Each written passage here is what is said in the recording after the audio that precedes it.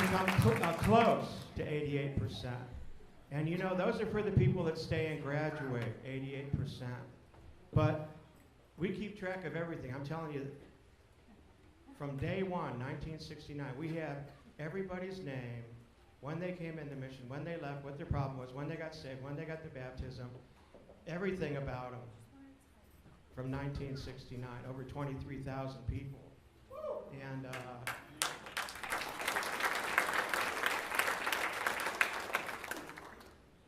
I forgot what I was going to say, but 88% success rate. But if you just come to the mission for a week, you have about a 20%. You have a higher rate of success and staying sober. I also want to say a couple other things about the people that come into the ministry. And you know, we have a lot of people go on to be pastors and teachers and start their own churches and start their own ministries. And we've had several people write books. We have somebody that has a book right now being published. We have, for the people, all the teachers out there, we have teachers that write books,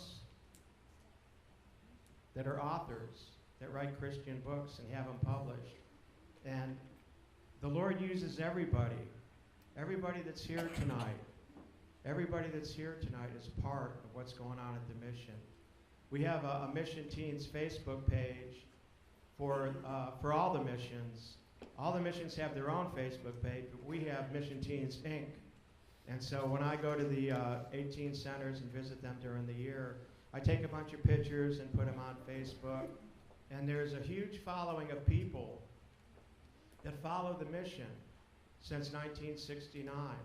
And I would take a wild guess, and I would say that it's between 75 and 100,000 people that know about the mission across the United States of America. And you know, I've had people call me from other countries. I can barely understand what they're saying, but I can hear them say, "We need a mission here. We need a mission. We need a mission." I'm going, "You got to be crazy. You know, we can't even afford to fly back and forth in the United States. How are we going to fly over? I'm building you a place. I'm building you a place. There's a guy in India right now. He won't take no for an answer. I'm building a place. The Lord will make a way to get people over there. The staff. It's not for Americans to go there. It's for the staff to go. And they've got terrible drug problems all around the world. It's not just in the United States. When this whole thing in the past couple of weeks has gone on with the health care thing, and then all the things that they were going to put in the new health care law and take out of the health care law, it's too confusing to even think about. But one of the things in there was they were going to put a provision in there for drug addicts and alcoholics to be on insurance. They should come and check with us. It won't work. All these people, some of these people, if you listen to their testimonies, have been to 28-day programs 10, 15 times. It's a joke. The world's cure for what's ailing the people all across the world is take a pill. Sit down and yell at a chair. Nobody mentions God. Nobody mentions Jesus. But we do. You know, we turn everybody on to Jesus. Turn everybody on to the Lord. We have a guy in Michigan, and I'm from the UP of Michigan, and then the lower Michigan. There's a guy with a church, and we went to go visit with him, and he wants to start up a center there, you know. And we said, no, it's too much work to get started. It's not just like there was a house already, you know. There was a lot of work to be done. And so we said, no, we can't do that. We're not geared up for that right now.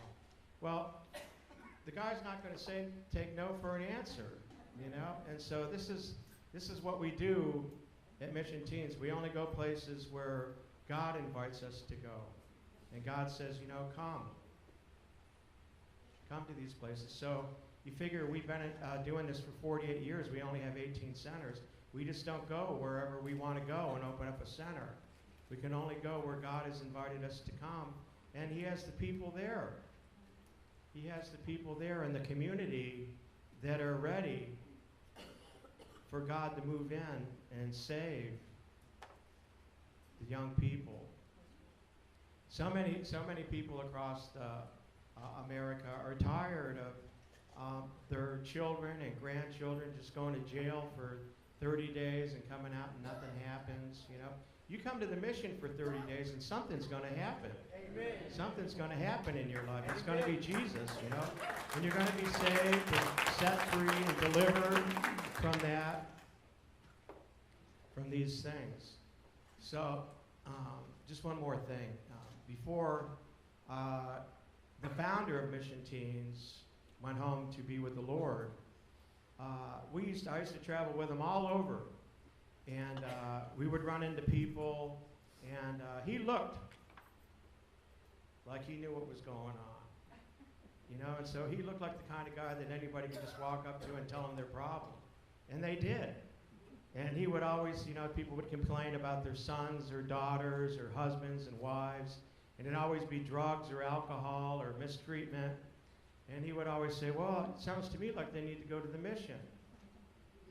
And then somebody else would be talking to him, well, it sounds to me like they need to go to the mission.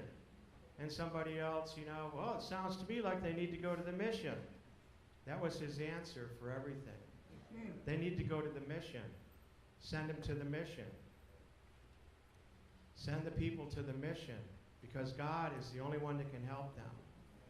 Jesus is the only one that can help them. You can't help them. So when the past president was still in charge, and the people up where I come from, everybody got put on not Obamacare, but free insurance, you know? Everybody got put on insurance, and some people hadn't been to the doctor in 20 years. And there was nothing wrong with them, but they would call up and say, you need to come to the doctor. You got free insurance now. And by the time they left there, they were on prescription drugs. If you go to the doctor, you're going to get put on a drug today. They'll find something wrong with you to put you on a drug. And so all these people that I know with free insurance, now they're all heavily medicated, and they think that they can't live without medicine. I'm not talking about the people at the mission. I'm talking about the people in the neighborhood, you know, and that go to the churches in the area.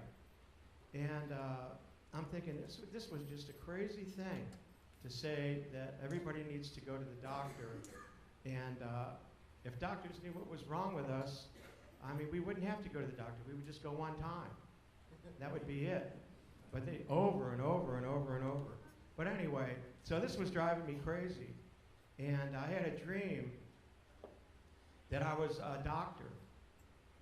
And I had an office downtown in Iron River, Michigan. One of those like historic old towns that you see on TV that you'd like to go visit. All the storefronts are closed now. Everybody's out of business. But I was a doctor.